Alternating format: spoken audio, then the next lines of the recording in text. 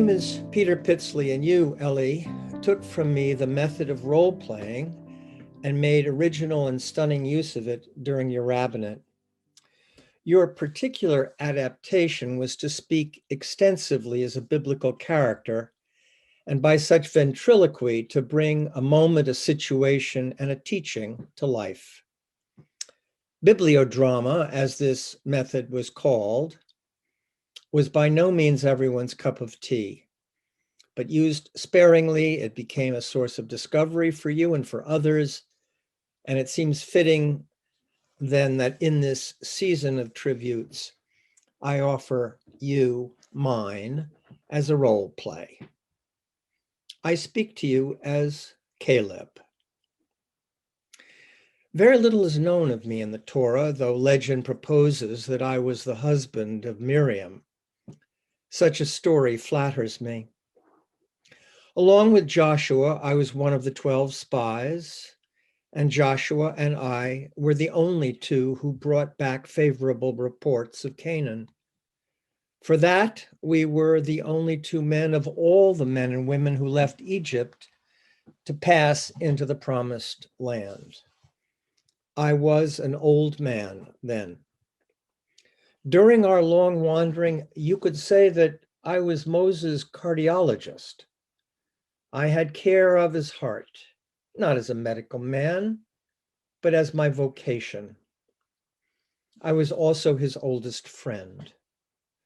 Playfully, he would call me his old dog for my loyalty and that I could make him laugh. I was with him from the beginning and with him through it all. I had heard, as we all had, that Moses would not enter the land that had been promised. The reason never seemed fair to me, but that was none of my business. But when we were in sight of the land and he knew his time had come, he asked me to walk up the mountain with him, and I did. We took our time, and well, we had to, leaning on our walking staffs and following a thin trail up the slope. At the top, there was a stone on which we sat. The sun was lowering behind us, and its light streamed over the land across the river. We sat quietly for a time, catching our breath. There was a sense, sitting on that spot, that we could look backwards and forwards in time, for the past lay behind us and the future was there across the river he would not cross, and I would.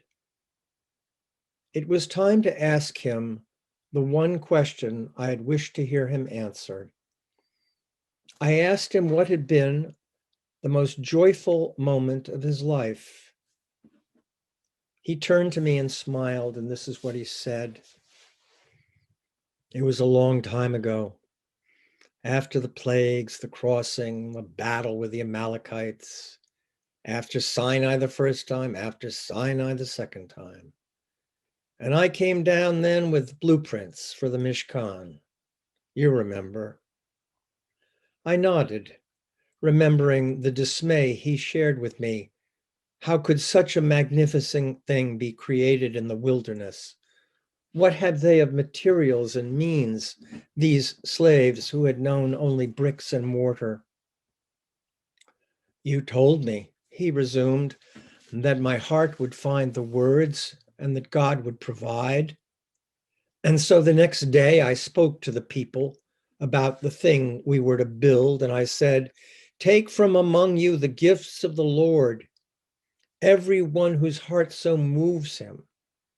You remember, Caleb, the absurd list of items needed: goat's hair, dolphin skins, acacia wood, incense.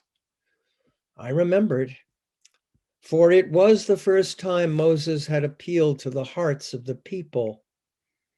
And they listened, he said, and they went away, and you and I sat together that night, and I didn't know what would happen.